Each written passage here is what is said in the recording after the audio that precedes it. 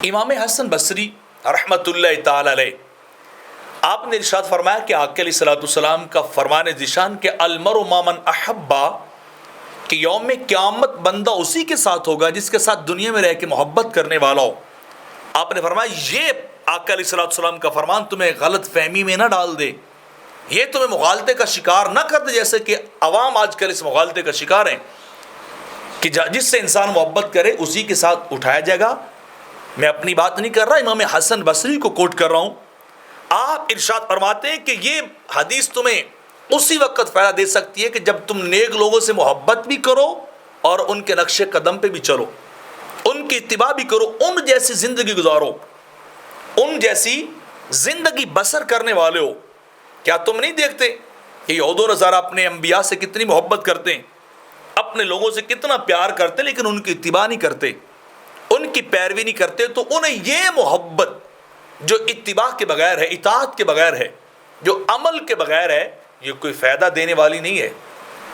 یہ ان کے کام نہیں آئے گی۔ محبت تو وہ کرتے ہیں، پیار تو وہ کرتے ہیں اپنے نبیوں سے، ان کے لیے جنگیں بھی لڑتے ہیں، ان کے نام پہ مرتے بھی ہیں، ان کے لیے سب کچھ کرتے ہیں، کیا نہیں کرتے، ان کے حکموں پہ چلتے ہیں، لیکن یہ محبت انہیں کسی کام کی فائدہ دینے والی نہیں ہے جب تک کہ ان کی پیروی نہ کی جائے، ان کی اتباع نہ کی جائے۔ تو آج کل عام خطیبوں نے واقعی یہ بات بڑی پھیلا دی ہے کہ انسان جس سے محبت کرے گا اسی کے ساتھ اٹھایا جائے گا۔ بھائی زندگی میں ان جیسے عمل بھی کرنے چاہیے، ان کی اتباع بھی کرنی چاہیے، ان کے پیچھے بھی چلنا چاہیے، ان کی باتوں کو بھی ماننا چاہیے، یا کہ صرف یہ کہ چلے بندہ خواہش پہ شیطان کی پیروی کرے، گناہوں میں لت پت زندگی گزارے، غفلت کی زندگی گزارے، اور پھر سال کے بعد بس خطیب صاحب سے سنے اور کہے کہ المرء مع من احبا، انسان اسی کے ساتھ ہوگا جس سے محبت کرے۔ تو آپ امام حسن بصری فرماتے اس کو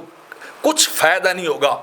فائدہ تب ہوگا جب ان کی پیروی اور اتباع کی جائے، جس سے محبت ہو، زندگی اس جیسی گزاری جائے، کیونکہ عمل کی وجہ سے لوگ وہاں کھڑے ہوں گے، ورنہ عمل کے بغیر